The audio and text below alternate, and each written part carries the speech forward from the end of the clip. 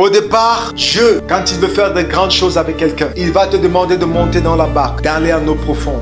J'appelle cela la dépendance à Dieu. En eau profonde, tu n'as plus sur qui compter. Dieu veut effacer de ta tête la pensée de compter sur un homme. Dieu se charge de te placer à un lieu où tes cris ne pourront être entendus par personne. Dieu le fait. Peu importe comment tu gémis, ta mère, tes frères, personne ne peut t'aider. Personne ne peut venir. En ce moment, tu peux vivre des frustrations dans ton foyer, des frustrations dans tout. Mais il se rassure aussi que ta barque ne chavire pas, mais il s'efface. Tu restes et tu ne sais pas quoi faire. Normalement, la nuit est faite pour se reposer, mais tes nuits sont remplies de tourments. Dieu se rassure. Il te met dans une position où tu ne peux rien faire, où on va te traiter de paresseux, on va te traiter de tout. Lui, Dieu, il est là. Il ne parle pas. Il ne combat pas ceux qui t'insultent. Il connaît tes cris. Il connaît tes pleurs la nuit. Il est là, calme. Alors, un autre moment, le Dieu qui t'avait empêché de travailler te met dans un lieu où il te demande travail. Deutéronome chapitre 2, verset 7 va nous dire: car l'Éternel, ton Dieu, t'a béni dans tout le travail de tes mains. Il a connu ta marche dans ce grand désert. Voilà 40 années que l'Éternel, ton Dieu, est avec toi. Tu n'as manqué de rien. Pendant le temps de frustration, tu n'as manqué de rien. C'est pas que tu avais grand, mais tes enfants mangeaient. Toi-même, tu mangeais. Personne n'est mort. Il y a eu des situations où vous avez craint, mais personne n'a laissé la vie. Dieu se rassure que la barque ne va pas chavirer. Parfois, vous mangez juste pour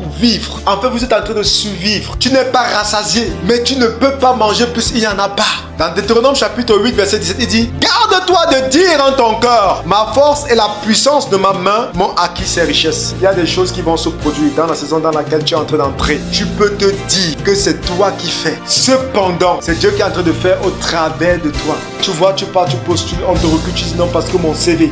Non, c'est Dieu qui est en train de faire. Et Dieu dit: garde-toi de dire en ton cœur, ma force et la puissance de mes mains m'ont acquis ces richesses. Parce que dans la nouvelle saison, tu feras les choses comme tu faisais hier. Mais ces choses vont produire. Dans l'ancienne saison, tu te donnais à fond, tu récoltais peu. Mais dans la nouvelle saison, tu vas récolter le double. Parce que la main de l'Éternel est dedans. Il va dire: souviens-toi de l'Éternel ton Dieu, car c'est lui qui te donnera la force pour les acquérir, afin de confirmer comme il le fait aujourd'hui son alliance qu'il a juré à tes pères. Plusieurs personnes, lorsqu'ils sont entrés dans la nouvelle saison, ils étaient des chômeurs. Ils ont côtoyé des grandes affaires. Ils n'ont pas compris que c'est Dieu qui les a menés là-bas. Dieu va étendre sa gloire afin que les hommes élevés dans le business, les grands hommes d'affaires, puissent connaître le Dieu qui bénit aussi. Mais combien sont ceux-là que Dieu a élevés à ce niveau et ils sont arrivés sans compromis? Combien sont ceux-là? Ils n'ont pas compris que Dieu te donne de l'argent, Dieu te donne des richesses pour que tu puisses annoncer à des personnes qui sont aussi riches la grandeur de Dieu. C'est pourquoi Dieu dit: